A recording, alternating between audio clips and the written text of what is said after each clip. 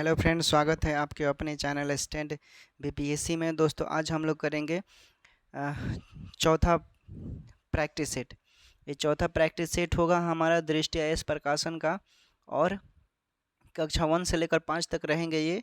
इसमें हम लोग टोटल 20 प्रैक्टिस सेट करने वाले हैं, आप लोग कीजिएगा। ठीक है, समान अध्ययन मैथ का रहेगा। देख लीजिए कौन कौन सा विषय रहेगा इसमें। आपके रहेंगे प्राथमिक गणित, मानसिक क्षमता परीक्षण, समान जागरूकता, समान विज्ञान, सामाजिक विज्ञान, भारतीय राष्ट्रीय आंदोलन, भूगोल और पर्यावरण। कुल प्रश्नों की संख्या देख लीजिए कितना है, 120 है। कुल अंक आपको 120 मिलेंगे और परीक्षा की अवधि भी 2 घंटे की रहेगी और सारे एमसीक्यू के फॉर्म में रहेंगे। ठीक है, तो वीडियो को अंत तक बने रहिएगा और सारा प्रश्न आप करने का प्रयत्न कीजिएगा दोस्तों। ठीक है, चलिए क्वेश्चन हम लोग देखते हैं। देखिए पहला क्वेश्चन है आपका कि मीरकैट किस परिवार से संबंध रखता है। मीरकैट किस परिवार से संबंध रखता है? तो ये रखता है दोस्तों बिल्ली से। मीरकैट नेवले के परिवार हर्पेस्टिडे बोलते हैं, उससे संबंधित होता है, जो बिल्ली जैसे मांसाहारी जीव की एक शाखा है और इसका निवास स्थान दक्षिण अफ्रीका का कालाहारी रेगिस्तान है। दोस्तों समझ गए। अगला प्रश्न देखिए। अगला प्रश्न है आपका कि सबसे पुराना और अब तक छपने वाला समाचार पत्र बताइए। सबसे पुराना समाचार पत्र मुंबई समाचार पत्र है ऑप्शन के अकॉर्डिंग, क्योंकि बॉम्बे समाचार पत्र जो था, जो अब मुंबई समाचार पत्र के नाम से जाना जाता है। भारत का सबसे पुराना और अभी भी प्रकाशित होने वाला समाचार पत्र है ये बॉम्बे समाचार पत्र, जो अब मुंबई समाचार पत्र के नाम से जाना जाता है। और इस अखबार की स्थापना जो हुई थी दोस्तों, ये 1822 ईस्वी को हुआ था। समझ गए। अगला प्रश्न देखिए। अगला प्रश्न है आपका कि तिलहन की उच्च पैदावार से कौन सी क्रांति संबंधित है। कौन सी क्रांति संबंधित है? तो पीली। तिलहन की उच्च पैदावार पीली क्रांति से संबंधित है। अगला प्रश्न देखिए। अगला प्रश्न है आपका निम्नलिखित में से कौन सा कथन प्लास्टिक के बारे में सही है। कौन सा कथन? संश्लेषित रेशे की तरह प्लास्टिक अभी भी एक बहुलक है। बहुलक है। ठीक है दोस्तों, बहुलक आपको पता है एक साधारण रसायन है जो एक कई दोहराई जाने वाली इकाइयों से बना होता है, और सिंथेटिक फाइबर साथ ही प्लास्टिक छोटी दोहराई जाने वाली इकाइयों से बना होता है। ठीक ना, इसलिए आपका राइट आंसर क्या हो जाएगा इसमें से? नीचे देख लेते हैं, कूट तो नहीं दिया है, कूट नहीं दिया है, इसलिए इसमें आपका राइट आंसर होना चाहिए संश्लेषित रेशे की तरह प्लास्टिक भी एक बहुलक है। चलिए अगला प्रश्न देखिए। अगला प्रश्न है आपका कि तैराक समुद्र के नीचे जाते हैं और खोज करते हैं, इसे क्या कहते हैं? इसे हम लोग कहते हैं स्कूबा डाइविंग। क्या कहते हैं? स्कूबा डाइविंग एक ऐसी गतिविधि है जिसमें गोताखोर जो होते हैं पानी के नीचे जाते हैं और जलीय जीवन का पता लगाते हैं। स्कूबा गोताखोरों के दौरान सांस लेने वाला गैस का अपना स्रोत रखते हैं, जो आमतौर पर संपीड़ित हवा है, जिससे उन्हें सतह से आपूर्तित किए गए वायु की तुलना में अधिक स्वतंत्रता और गतिविधि को स्वतंत्रता मिलती है। आगे देखते हैं। आगे है आपका आलू। क्या है? आलू एक रूपांतरित तना है, तो राइट आंसर 2 हो जाएगा। समझ गए।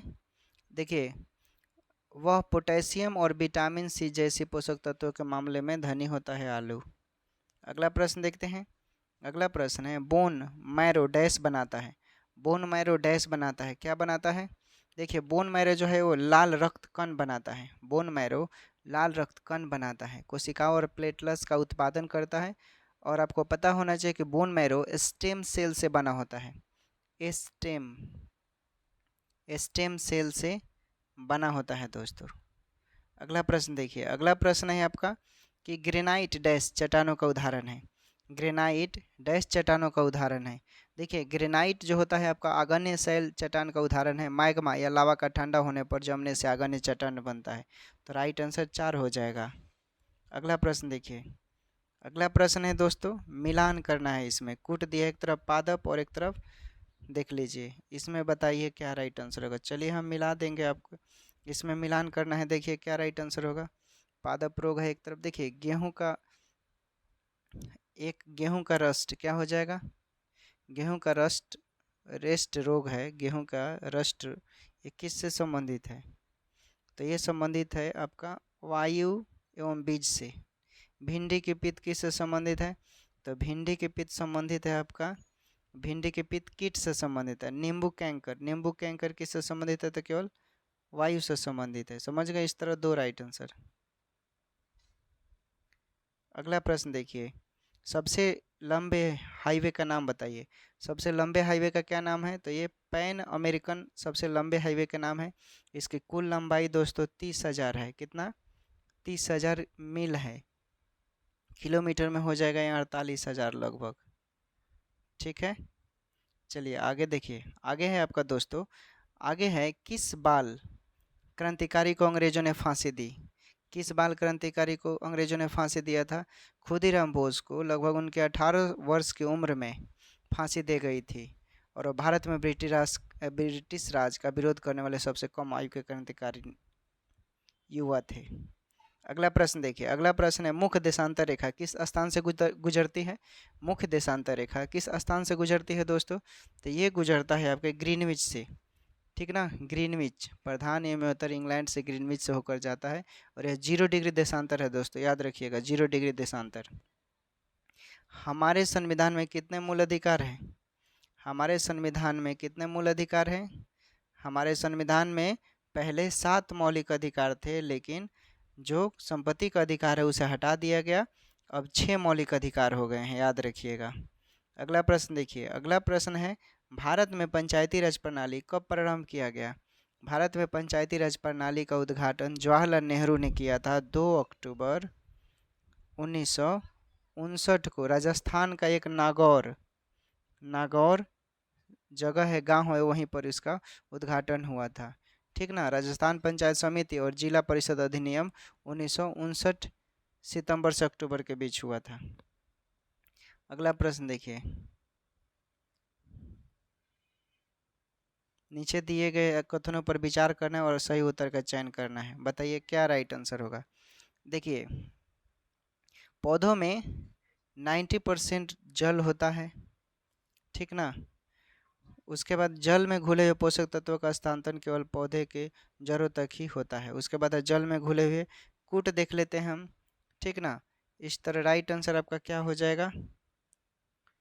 इस तरह राइट आंसर आपका ए और सी होगा। ऑप्शन के अकॉर्डिंग ए भी सही होगा और सी भी सही होगा। अगला प्रश्न देखिए। अगला प्रश्न है दोस्तों कि जमीन और पानी पर यात्रा करने में सक्षम एक वाहन को क्या कहा जाता है? क्या कहा जाता है? तो इसे होवरक्राफ्ट कहा जाता है। होवरक्राफ्ट, याद रखिएगा, क्या कहते हैं? होवरक्राफ्ट। आपको पता होना चाहिए कि एक विशेष प्रकार की नौका होता है होवरक्राफ्ट। अगला प्रश्न, निम्नलिखित में से कौन सा तत्व पृथ्वी के अंतर्भाग में मुख्य तत्व है? कौन सा है? कौन सा? तो ये हो जाएगा लोहा। ठीक ना, लोहा। मेंटल क्रस्ट, बाहरी कोर और आंतरिक कोर के नाम से 4 परतों से बना। अगला प्रश्न देखिए, उत्तरी अमेरिका के घास के मैदान का नाम क्या है? उत्तरी अमेरिका के घास के मैदान का नाम क्या है दोस्तों? तो उत्तरी अमेरिका के घास का नाम है प्रेयरी उत्तरी अमेरिका। ठीक ना, घास का मैदान है। अगला प्रश्न देखिए। अगला प्रश्न है आपका, पहली महिला कौन है जिसने विश्व के 5 महासागर को तैरकर पार किया था? किसने पार किया था? बुला चौधरी। बुला चौधरी ने 5 महासागर को तैरकर पार किया था। अगला प्रश्न है, दशमलव प्रणाली कहाँ से विकसित हुई? दशमलव प्रणाली भारत से विकसित हुई। प्राचीन भारत के आर्यभट्ट नाम के गणितज्ञ थे, उन्होंने दशमलव प्रणाली को विकसित किया। अगला प्रश्न देखिए, जालियांवाला बाग हत्याकांड का जिम्मेदार कौन था? कौन था दोस्तों? तो ये था जनरल डायर। हंसराज नाम का इसमें एक भारतीय का भी हाथ था जिसने आदेश कानाफूसी कर दिया। 13 अप्रैल 1913 को यह घटना हुआ था। किसके वियोग में? किचलू और सत्यपाल के वियोग में। लोकसभा में अधिकतम संख्या कितनी है? सीटों की संख्या। लोकसभा में अधिकतम सीटों की संख्या ये 552 सदस्य होते हैं दोस्तों, अधिकतम 552। अब 530 सदस्य जो होते हैं ये राज्यों को प्रतिनिधित्व करते हैं और 20 सदस्य जो होते हैं केंद्र शासित प्रदेश का ये प्रतिनिधित्व करते हैं, याद रखिएगा।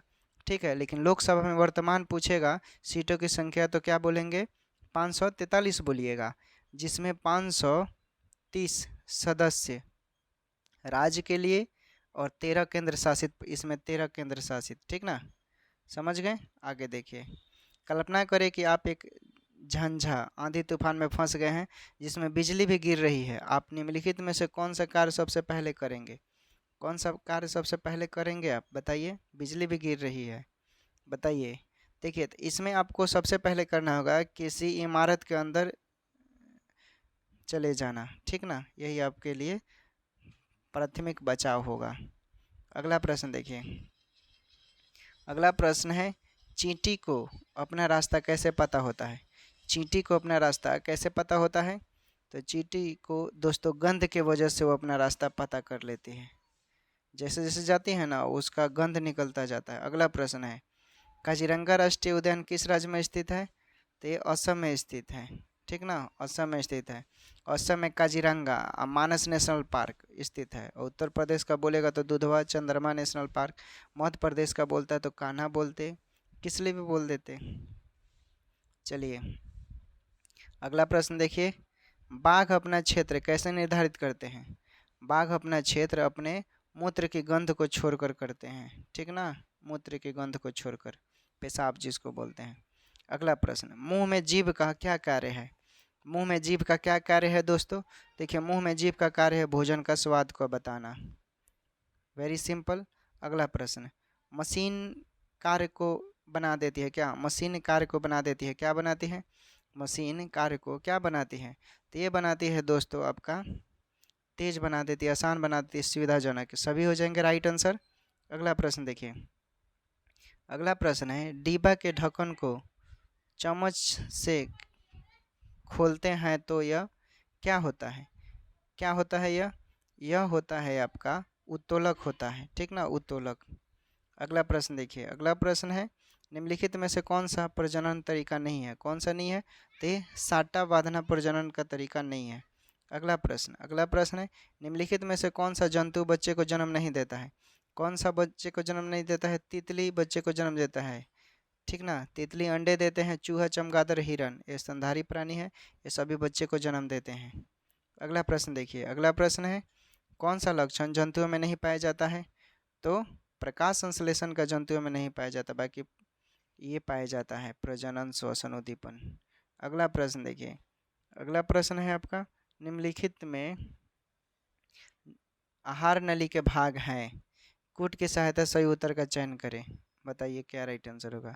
देखिए, एक तरफ लार ग्रंथि, पीयूष ग्रंथि, मुख, क्या हो जाएगा राइट आंसर? देखिए, पाचन तंत्र का आहार प्रणाली मुंह, ग्रसनी, अन्न प्रणाली, पेट, छाती बोल सकते हैं, मलाशय, गुदा, ये सब बोल सकते हैं। नीचे कूट देख लीजिए कौन कौन सा दिया है, तो राइट आंसर इसमें देख लीजिए लार ग्रंथि भी होगा, पीयूष ग्रंथि दिया है, इसलिए आपका बी हो जाएगा, ये नहीं होगा, सॉरी माफ कीजिएगा, बी और सी, मुख गुटिका हो जाएगा, बी और सी। अगला प्रश्न देखिए, अगला प्रश्न है आपका कि अनाज की क्षति को कम करने के लिए निम्नलिखित में से कौन सा उपयुक्त है? अनाज की खेती के लिए कौन सा उपयुक्त है? तो ये है, अनाज की क्षति को कम करने के लिए हवा रहित डिब्बा उपयुक्त है। अनाज वाले डिब्बे में नमी रहने से वह खराब हो जाता है। अगला प्रश्न देखिए, अगला प्रश्न है आपका कि निम्नलिखित में से कौन बीज प्रकीर्णन का साधन नहीं है? कौन साधन नहीं है? तो छिड़काव साधन नहीं है। अगला प्रश्न देखिए, हम गर्म चाय को फूंक कर ठंडा करते हैं, क्यों? हम गर्म चाय को ठंडा करके क्यों फूंक मारते हैं? क्योंकि इससे ज़्यादा हवा जाती है, इससे ज़्यादा हवा जाती है, राइट आंसर। अगला प्रश्न देखिए, अगला प्रश्न है, डैश एक पौधा है जिसकी पत्तियां रंग बिरंगी होती है और इसका इस्तेमाल किसानों द्वारा जानने के लिए किया जाता है कि खेत की ज़मीन गीली है या सूखी है। क्या होगा? तो इसकी होगा क्रोटेन। क्रोटेन एक पौधा होता है, ठीक ना। चलिए, अगला प्रश्न देखिए, अगला प्रश्न है, बीज अंकुरित हेतु क्या चाहिए? बीज अंकुरित हेतु क्या चाहिए? तो चाहिए दोस्तों पानी भी चाहिए, हवा चाहिए, ताप चाहिए, तो राइट आंसर 4 हो जाएगा, ठीक ना। अगला प्रश्न देखिए, अगला प्रश्न है, जो हम पानी पीते हैं उसका अधिकतम भाग क्या है? जो हम पानी पीते हैं उसका अधिकतम भाग क्या है? तो उसका अधिकतम पाचन के कम कर देता है, वो पाचन के काम आता है दोस्तों। जो हम पानी पीते हैं ना, पानी इसलिए आप ज़्यादा से ज़्यादा पानी पीजिएगा, पेट साफ रहेगा आपका। हरी पत्तियों वाली सब्जी में क्या भरपूर मात्रा में पाया जाता है? तो इसमें पाया जाता है विटामिन पाया जाता है, ठीक ना। विटामिन विटामिन रासायनिक रूप से कार्बनिक यौगिक होता है और यह मानव भोजन का प्रमुख अवयव है। गाजर, पालक, बादाम, टमाटर, चुकंदर, ये सब बोल लीजिए। चलिए अगला प्रश्न देखिए। अगला प्रश्न है आपका, सुनीता विलियम्स ने अंतरिक्ष की कुछ बातें बताई, निम्नलिखित में से कौन सा सही है, बताइए। देखिए, कोई एक स्थान पर नहीं बैठ सकता, उन्होंने बताया था। अंतरिक्ष यान में एक छोर से दूसरे छोर तक तैरना होता है। पानी भी एक जगह टिकता नहीं है, उन्होंने बताया था। यह चारों ओर बूंद के रूप में तैरता है और अंतरिक्ष में कंघी करने की जरूरत नहीं पड़ती क्योंकि बाल हर समय खड़े रहते हैं और एक स्थान पर टिके रहने के लिए स्वयं को वहां बांधना पड़ता है। कागजों को अंतरिक्ष यान की दीवार पर भी चिपकाना होता है। तो कुट नीचे हम देखते हैं ऐसा ऑप्शन कहाँ कहाँ दिया है। तो ऐसा ऑप्शन आपका देख लीजिए, ए बी डी दिया हुआ है, इसलिए राइट आंसर आपका ए बी डी हो जाएगा। अगला प्रश्न देखिए। अगला प्रश्न है आपका कि एक वस्तु किसी सरल रेखा पर समरूप चाल से चल रही है, इस पर हमें बल आरोपित करने की आवश्यकता नहीं होती है। क्यों भाई नहीं होता है? क्योंकि समरूप वेग से गतिशील रखे जाने के कारण। अगला प्रश्न देखिए। अगला प्रश्न है आपका, स्थानीय सरकार किसे कहा जाता है? स्थानीय सरकार किसे कहा जाता है दोस्तों? आपको पता होना चाहिए। स्थानीय सरकार हम बोलते हैं ग्राम पंचायत और नगर निगम को बोलते हैं, समझ गए। अगला प्रश्न देखिए। वह ग्रह जिसे पृथ्वी की जुड़वा बहन के नाम से जाना जाता है, तो उसका नाम है शुक्र। क्या नाम है? शुक्र, ठीक है। शुक्र ग्रह को पृथ्वी के जुड़वा बहन के रूप में जानते हैं और इस ग्रह का कोई उपग्रह नहीं है। शुक्र को भोर का तारा एवं सांझ का तारा भी कहते हैं, याद रखिएगा। सूर्य से तीसरा सबसे नजदीक वाला ग्रह कौन है? सूर्य से तीसरा सबसे नज़दीक वाला ग्रह कौन है दोस्तों? तो तीसरा सबसे नज़दीक वाला ग्रह जो है ना, इसमें ऑप्शन में से आपका पृथ्वी हो जाएगा, ठीक ना। क्या हो जाएगा? पृथ्वी। सूर्य से दूर के अनुसार ग्रह, दूर बोलेगा तो बुध बोलिएगा, ठीक ना। बुध हो जाएगा, उसके बाद शुक्र होगा, फिर पृथ्वी होगा, फिर मंगल होगा, फिर बृहस्पति, शनि, अरुण और तब वरुण होगा। आगे देखते हैं। आगे है आपका, देशांतर रेखाओं की कुल संख्या कितनी है? देशांतर रेखाओं की कुल संख्या 360 है। देशांतर रेखा की कुल संख्या 360 है, जिसमें 0 डिग्री देशांतर रेखा को मानक समय रेखा और 180 डिग्री देशांतर रेखा को अंतर्राष्ट्रीय तिथि रेखा कहा जाता है, याद रखिएगा। अगला प्रश्न है, सूर्य का एक चक्कर लगाने में पृथ्वी को लगभग कितना समय लगता है? तो 365 दिन लगता है लगभग। अगला प्रश्न देखिए। अगला प्रश्न है, सौरमंडल का सबसे छोटा ग्रह कौन सा है? सौरमंडल का सबसे छोटा ग्रह बुध ग्रह है दोस्तों। अगला प्रश्न, बुध ग्रह है, समझ गए। देखिए, सौरमंडल में कुल ग्रहों की संख्या 8 है और सूर्य के चारों ओर परिक्रमा करने वाले आकाशीय पिंड को ग्रह कहते हैं, याद रखिएगा। बिहार दिवस कब मनाया जाता है? तो 22 मार्च को बिहार दिवस मनाया जाता है। 1 मार्च को विश्व नागरिक दिवस मनाया जाता है। 10 अप्रैल को क्या मनाया जाता है? विश्व होम्योपैथिक दिवस। और 22 अप्रैल को क्या मनाया जाता है? पृथ्वी दिवस। अगला प्रश्न देखिए। निम्नलिखित में से कौन से वाद्य यंत्र सूखी लौकी से बनाए जाते हैं? निम्नलिखित में से कौन से वाद्य यंत्र सूखी लौकी से बनाए जाते हैं? तो ये बनाए जाते हैं बीन, तुम्बा और खंजीरी से बनाए जाते हैं। अगला प्रश्न देखिए। अगला प्रश्न है आपका कि एशिया का सबसे बड़ा पशु मेला कहाँ लगता है? तो अपना बिहार सोनपुर है दोस्तों, ठीक ना। अगला प्रश्न देखिए। बिहार का राजकीय पक्षी क्या है? बिहार का राजकीय पक्षी क्या है? गौरैया है, ठीक ना, गौरैया है। बिहार विधानसभा में सदस्यों की कुल संख्या कितनी है? बिहार विधानसभा में सदस्यों की कुल संख्या 243 है, ठीक ना। इसके वर्तमान अध्यक्ष श्री विजय कुमार सिंह है। विधानसभा के वर्तमान अध्यक्ष कौन है? विजय कुमार सिंह है, याद रखिएगा, विजय कुमार सिंह, ठीक ना। बिहार में कितने जिले हैं? 38 जिले हैं। चलिए आगे देखते हैं। उसके बाद है, कर्नाटक के हुलगुंडी गांव में पानी की कमी को दूर करने के लिए बच्चों ने एक पंचायत का निर्माण किया। यह पंचायत आज किस नाम से प्रचलित है? किस नाम से प्रचलित है? तो यह भीम संघ पंचायत का नाम बन गया है, भीम संघ, ठीक ना, पानी को कमी को पूरा करने के लिए। अगला प्रश्न है आपका कि बिहार में प्रमंडलों की संख्या कितनी है? बिहार में प्रमंडलों की संख्या कितनी है? तो 9 प्रमंडल है। देखिए, बिहार में कितने जिले हैं? 38। कितने अनुमंडल है? 101 अनुमंडल है, जिसको एसडीएम बोला जाता है। एसडीएम मतलब पद पर रहते हैं। और प्रखंड कितने हैं? 534 प्रखंड है। और पंचायत कितने हैं? तो 8,471 पंचायत है। और गांव कितने हैं? तो गांव बोलिएगा 95,103 गांव हैं। चलिए, अभी का आंकड़ा है मैंने बताया है, ठीक है, अभी का वर्तमान का। अगला प्रश्न, बिहार की पहली महिला मुख्यमंत्री कौन थी? पहली महिला मुख्यमंत्री कौन थी दोस्तों? तो राबड़ी देवी थी। अनपढ़ थी, पढ़े लिखे नहीं है। इनका संबंध राष्ट्रीय जनता दल से है।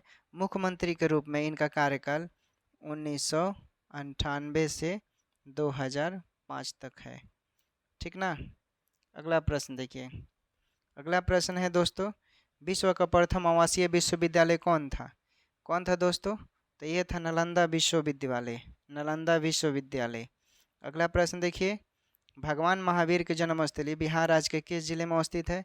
किस जिले में अवस्थित है? तो ये अवस्थित है वैशाली में, ठीक ना। भगवान महावीर के जन्मस्थल वैशाली के वासुकुंड में हुआ था, ठीक ना, वहीं वासुकुंड में अवस्थित है। और इनकी मृत्यु पावापुरी, पावापुरी कहाँ पड़ता है? नालंदा में। और महावीर स्वामी जैन धर्म 24वें तीर्थकर थे, अंतिम तीर्थकर थे। और इन्हें जैन धर्म का वास्तविक संस्थापक माना जाता है।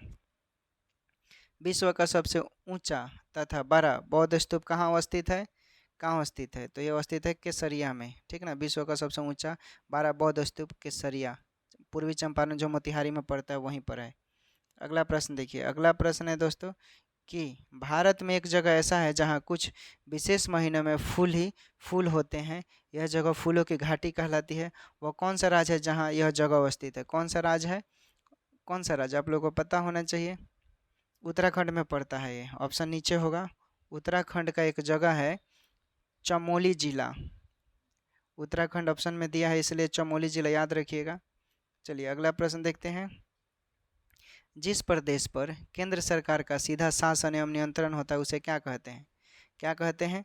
जिस प्रदेश पर केंद्र सरकार का सीधा शासन एवं नियंत्रण होता है उसे क्या कहते हैं? तो उसे हम लोग केंद्र शासित प्रदेश कहते हैं दोस्तों, ठीक ना। वर्तमान भारत में 8 केंद्र शासित प्रदेश हैं। दिल्ली, लक्षद्वीप, दादर एवं नगर हवेली, अंडमान निकोबार, चंडीगढ़, पुडुचेरी, जम्मू एवं कश्मीर तथा लद्दाख। चलिए आगे देखिए। आगे देखते हैं, इलायची की पहाड़ियाँ कहाँ स्थित है? इलायची की पहाड़ियाँ कहाँ स्थित है? तो ये दक्षिणी भारत की पर्वत श्रृंखला है, दक्षिण पूर्वी केरला, तमिलनाडु बोल सकते हैं आप।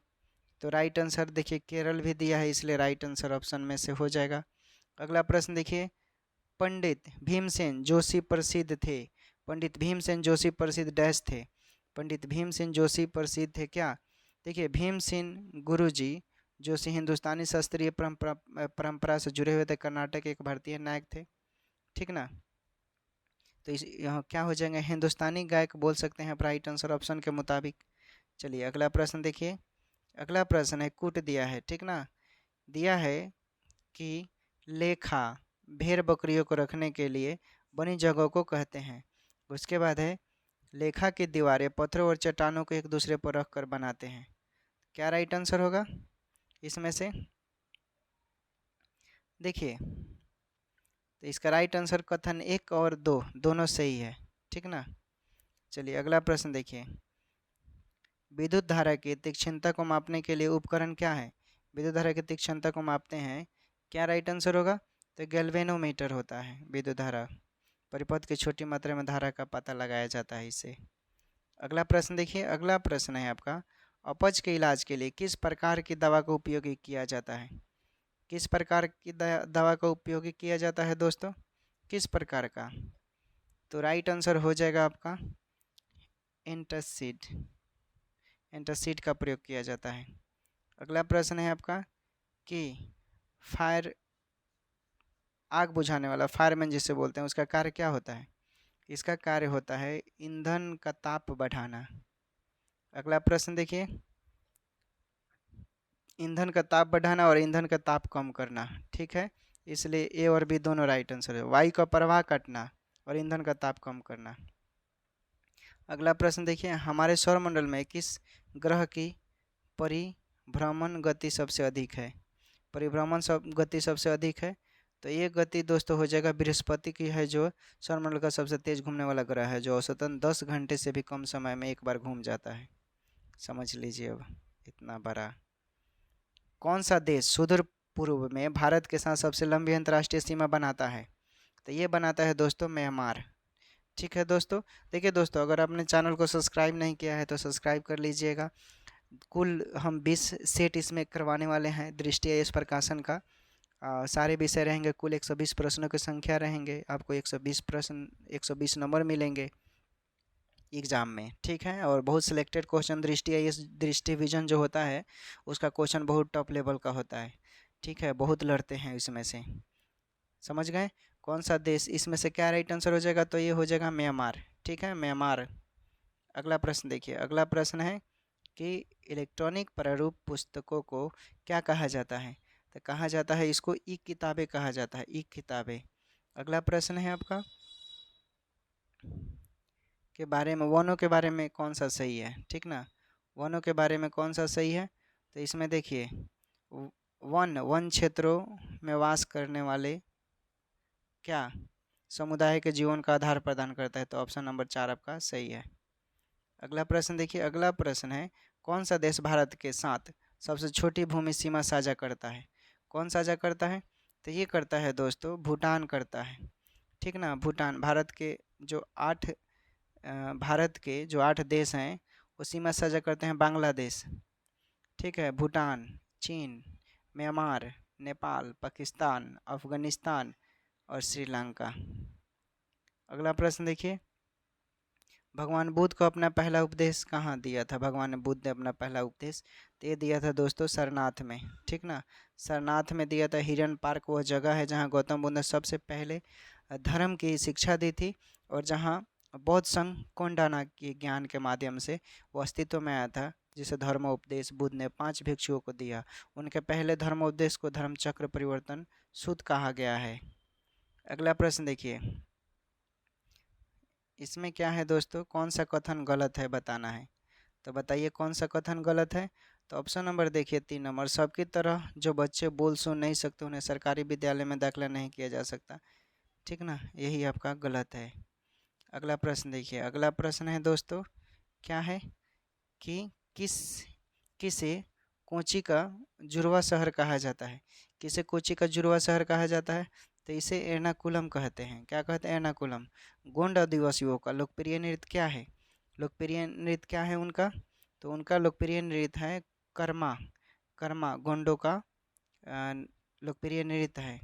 अगला प्रश्न देखिए, भारत के नियंत्रक एवं महालेखा परीक्षक की नियुक्ति कौन करता है? बहुत ही आसान क्वेश्चन है, ये हो जाएगा भारत के राष्ट्रपति। ठीक है, बहुत बार पूछा गया है, समझ लीजिए इनके बारे में। भारत के नियंत्रक एवं महालेखा परीक्षक की नियुक्ति राष्ट्रपति करते हैं और भारत के संविधान का अनुच्छेद 148 के तहत। ठीक ना, 148 के तहत।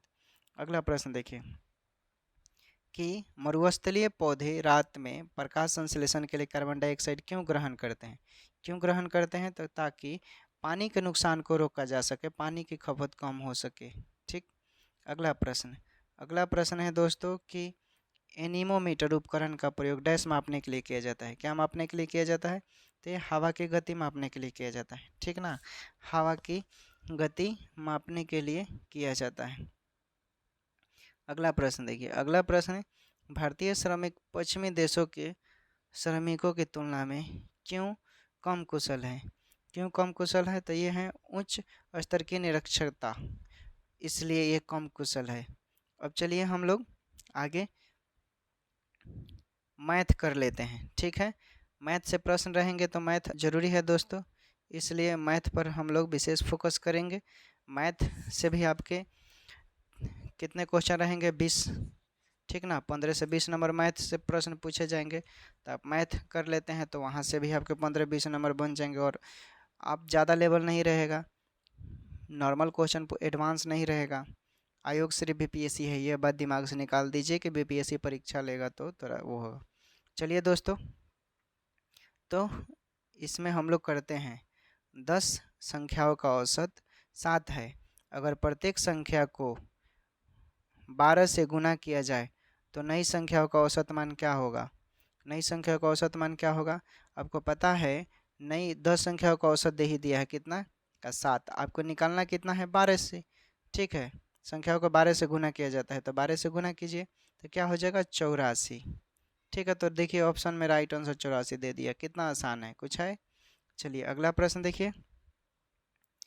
एक पुस्तकालय में रविवार के दिन आने वाले लोगों की औसत संख्या 510 है और किसी अन्य दिनों में आने वाले लोगों की औसत संख्या 240 है, तो 30 दिनों के महीनों में आने वाले लोगों की औसत संख्या क्या होगी यदि महीना का प्रथम दिन रविवार हो तो। देखिए 1 तारीख को क्या है दोस्तों, रविवार है। ऑप्शन देख लीजिए, ऑप्शन दिखा लेते हैं इसमें से आपका, आप कैसे सॉल्व करेंगे आप भी देख लीजिए, पढ़िए सवाल को। ठीक है, अब देखिए चूँकि 1 तारीख को रविवार है, ठीक ना, तो अन्य रविवार क्या हो जाएगा 8 तारीख, 15, 22 और 29। ठीक है, चूँकि 5 रविवार आने वाले की कुल संख्या है, ठीक ना, इसलिए 5 गुने 510 कितना हो जाएगा 2550। ये हो गया।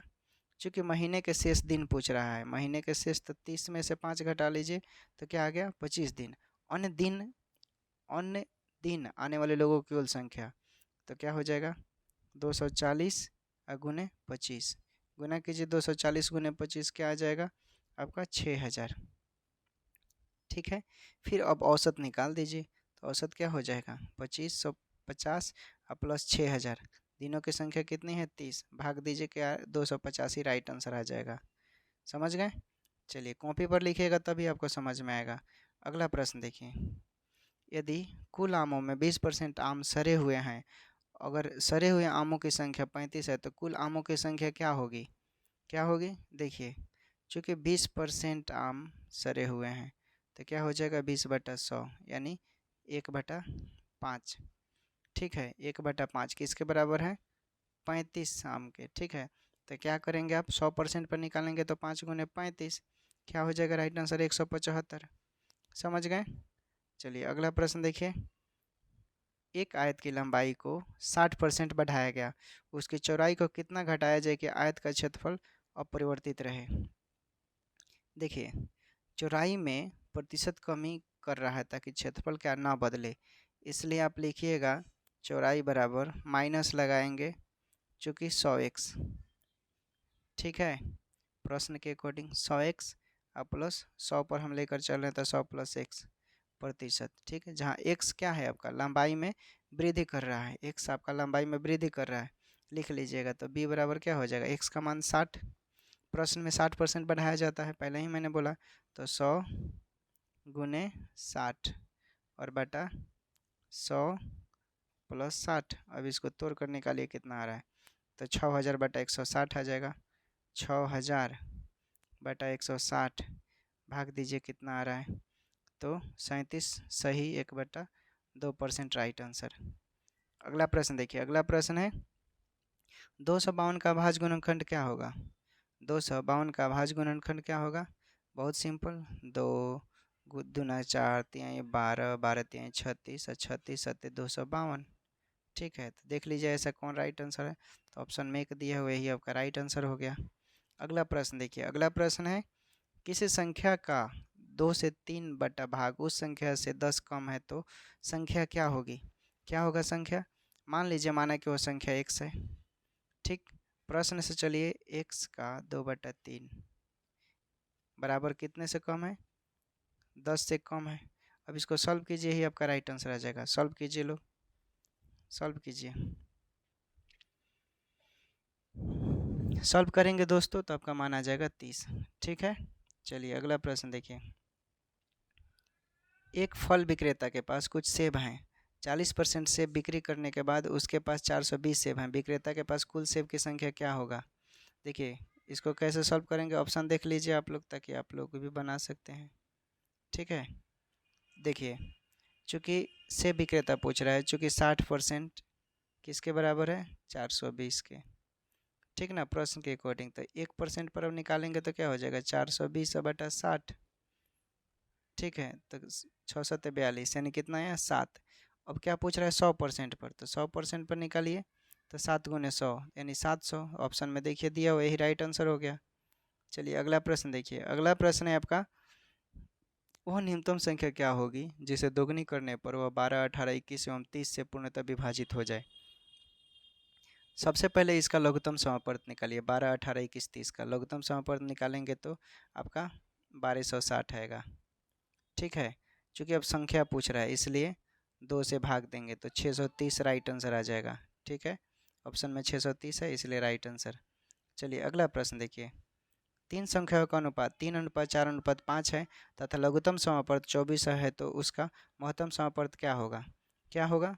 माना कि अनुपात में जो संख्या सबको एक अनुपात में एक शामिल हम करते हैं, मान लीजिए, तो संख्याएं आपके क्या हो जाएंगे?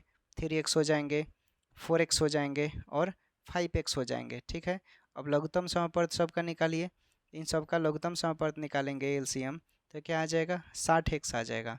ठीक है, 60x, चूँकि महत्तम समापवर्त आप माने हैं x। ठीक है, मिटा दिए, आप नोट करते जाइए, प्रश्न से लिखिए। अब 60x किसके बराबर है? लघुत्तम समापवर्त निकाले हैं जो 2400 के। अब 2400 को सॉल्व कीजिए, x का मान निकाले तो x का मान 40 आ जाएगा। ठीक ना, महत्तम समापवर्त, इसलिए क्या आ गया आपका राइट आंसर? 40। तो 40 राइट आंसर। समझ गए? किसी को कोई दिक्कत? चलिए आगे देखते हैं। चैनल पर नए होंगे दोस्तों तो आप लोग सब्सक्राइब कीजिएगा और सुझाव दीजिएगा अपना। आपके सब्सक्राइब करने से क्या होगा? लाइक करने से, कमेंट करने से हमारा मनोबल बढ़ेगा। हम इस तरह का वीडियो आसानी से आपके लिए लेकर आते रहेंगे। वो छोटी से छोटी संख्या जिसे 12, 15 और 20 और 54 से विभाजित करने पर शेषफल 8 प्राप्त होता है, वह संख्या क्या है? क्या हो जाएगा? मैंने बोला आप लोगों से कि जब भी इस तरह का सवाल हो, इसका क्या निकालेंगे? लघुत्तम समापवर्त, यानी 12, 15, 20, 54 का निकाल लीजिए। लघुत्तम समापवर्त निकालिए, ऐसे निकाला जाता है 12, 15, 20 और 54 है। ठीक है, लघुत्तम समापवर्त निकालिए, 540 आ जाएगा।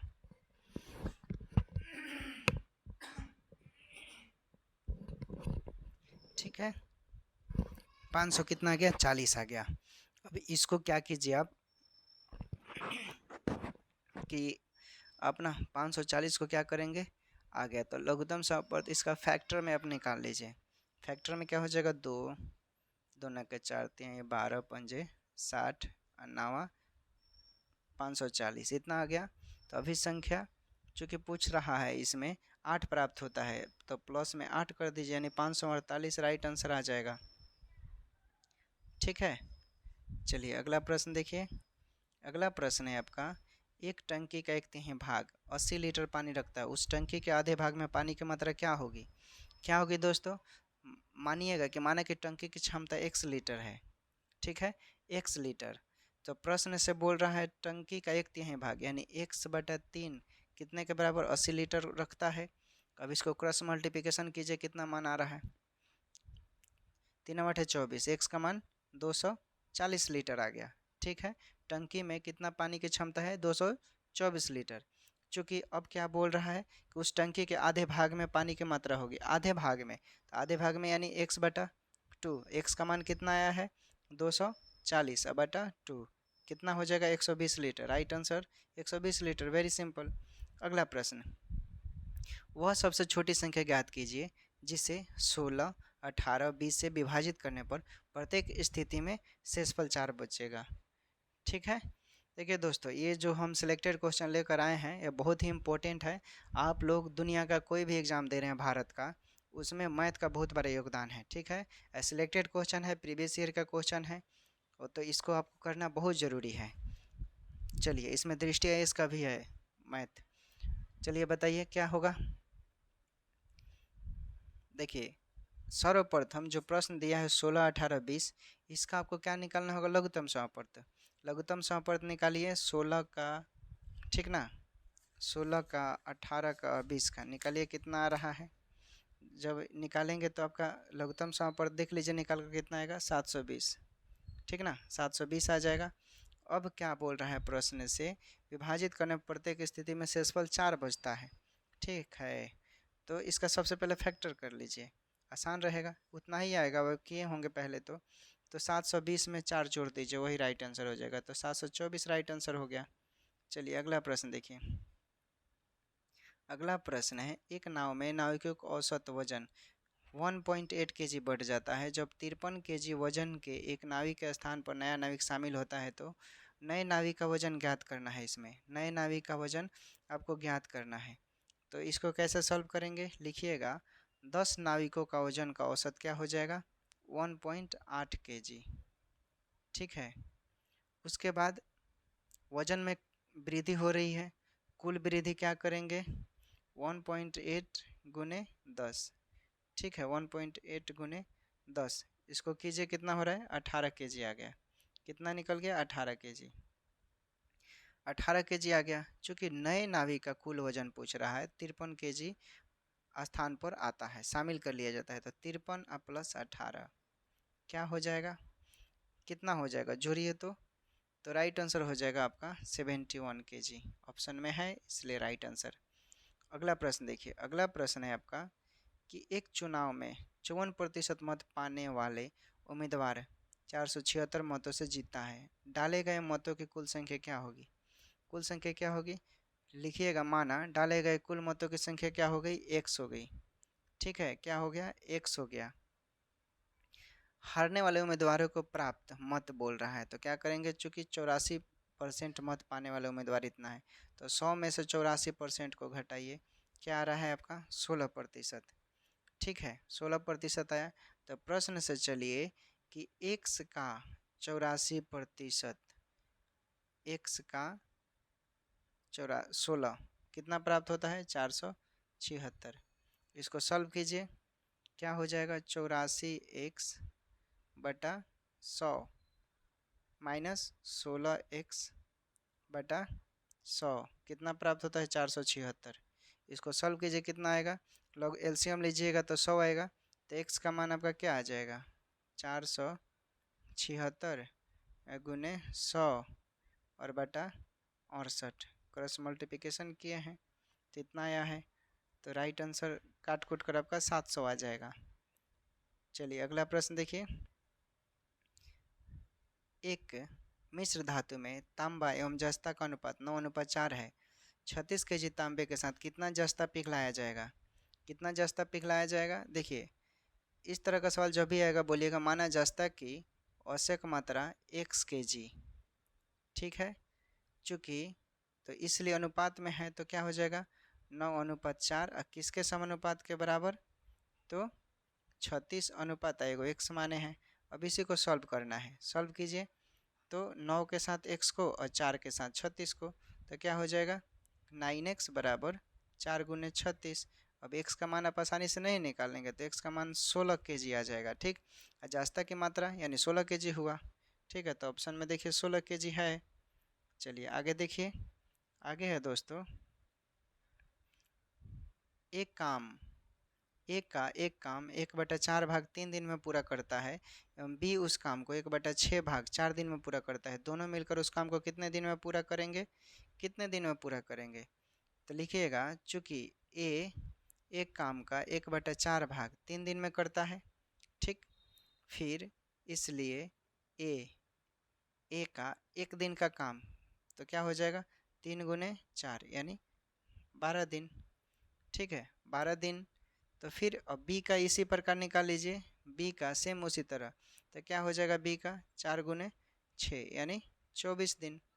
ठीक, अब दोनों का एक साथ निकाल दीजिए, ए प्लस बी का एक दिन का कार्य तो क्या हो जाएगा 1/12 प्लस 1/24। अब इसका एलसीएम लेकर निकालिए मान, तो क्या आ जाएगा 1/8, तो अभी समय क्या हो जाएगा 8 दिन।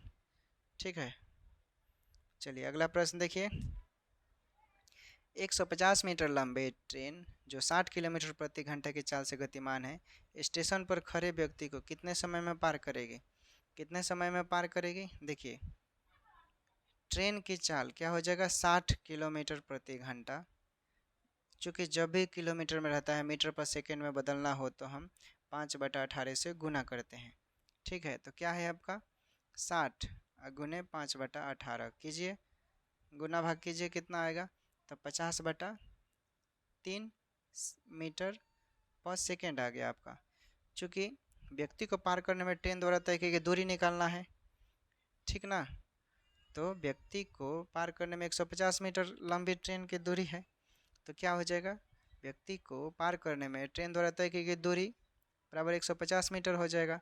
इसलिए आपको पता है समय आसानी से निकाल देंगे, आपको दूरी पता है 150 दूरी और समय 50/3 आप निकाले हैं, तो दूरी बराबर क्या होता है, सॉरी समय बराबर दूरी बटा चाल होता है, समय बराबर दूरी बटा चाल, ठीक ना, इसको चाल बोलते हैं स्पीड। तो अब पुट कर दीजिए 150 बटा 50 बटा 3, कैलकुलेट कीजिए कितना मान आएगा, काटिएगा तो 5 3 15 3 3 के 9, 9 सेकेंड आ गया राइट आंसर। चलिए आगे प्रश्न देखिए, आगे है आपका, यदि एक वर्ग एवं एक आयत के परिमाण समान है तो उनके क्षेत्रफल क्रमशः ए एवं बी के बीच का संबंध क्या होगा। देखिए इसको कैसे निकालिएगा, लिखिएगा, माना कि वर्ग की भुजा 4 सेंटीमीटर, ठीक, आयत की लंबाई 5 सेंटीमीटर, ठीक है, एवं चौड़ाई 3 सेंटीमीटर, तब वर्ग का परिमाण आप निकालिए। तब वर्ग का परिमाप क्या हो जाएगा, वर्ग का परिमाप 4 गुने 4, चूँकि वर्ग के सारे भुजा बराबर होते हैं इसलिए 16 सेंटीमीटर, ठीक है। फिर हम मान करे बना रहे हैं, ठीक ना, फिर आयत का परिमाण निकालिए, आयत का परिमाण 2 इंटू एल प्लस बी यानी 5 प्लस 3 हो जाएगा, तो क्या हो जाएगा ये 16 सेंटीमीटर, ठीक है। अब आयत का क्षेत्रफल निकालिए, आयत का क्षेत्रफल क्या होता है, लंबाई गुना चौड़ाई, 5 गुने 3 यानी 15 सेंटीमीटर स्क्वायर, ये भी बी का भी हो गया ये, ठीक है, बी का, ये भी बी का हो गया। अब वर्ग का क्षेत्रफल क्या हो जाएगा, भुजा का स्क्वायर, ठीक है, यानी 4 गुने 4, तो 4 चौका 16 यानी ए, ठीक। तो वर्ग जो 12 होगा बी से, ठीक ना, यानी वर्ग 12 होगा आयत से, तो यही राइट आंसर हो जाएगा ये नंबर। चलिए अगला प्रश्न देखिए, अगला प्रश्न है आपका, निम्नलिखित में से x का मान क्या होगा, x का मान क्या होगा, देखिए किसी त्रिभुज के तीनों कोनों का मान क्या होता है 180, तो क्या करेंगे, कोण ए बी सी प्लस कोण ए बी सी प्लस कोण ए सी बी बराबर 180, और सबका मान एक बार कीजिएगा x प्लस 5, फिर plus x minus 5 plus 3x minus सबको जोड़कर 180 के बराबर कीजिए और कैलकुलेट कीजिए, x का मान आपका निकल कर आएगा 37 डिग्री, ठीक है, तो 37 डिग्री आपका राइट आंसर हो जाएगा, समझ गए। चलिए अगला प्रश्न देखिए, 6 सही 5 बटा 6 गुना, इसको तो आपको ही कैलकुलेट करना पड़ेगा, ठीक है, 6 छः 36 41 बटा 6 प्लस 5 3 15 1 16 बटा 3 प्लस 6 छः 41 बटा 6 प्लस 3 3 9 2 11 बटा 3, इसका एलसीएम निकालिए सब लोग, निकालिए कितना मान आ रहा है, निकालिए, एलसीएम निकाल कर गुना भाग कीजिएगा वितरण नियम से, तो मान निकल जाएगा 61.5। अगला प्रश्न देखिए, अगला प्रश्न है आपका, इसको तो जोड़ना है, ये तो आपको आना चाहिए, वेरी सिंपल, 30 ऐसे हम कर देते हैं, आपको मदद मिलेगा, ठीक। फिर दशमलव के बाद जितना ऐसे ऐसे होगा अंक बैठाते जाइए, जोड़ दीजिए, मान आपका निकल जाएगा 33.963 राइट आंसर आ जाएगा, ठीक है, यही आपका राइट आंसर हो गया, ठीक ना दोस्तों। तो मैथ का क्लास हम लोग यहीं पर समाप्त करते हैं, उम्मीद करते हैं आपको अच्छा लगा होगा, तो आप शेयर कीजिएगा, चैनल पर नए होंगे तो सब्सक्राइब कीजिएगा, और कल के जो टॉपर हमारे हैं, हम दोस्तों क्विज करवाते हैं, ठीक ना, स्टैंड बीपीएससी एक क्विज है टेलीग्राम पर, उसमें जो लोग टॉप करते हैं हम उनका नाम अनाउंस करते हैं, तो कल के जो टॉपर हैं दोस्तों उनका हम नाम बता देते हैं,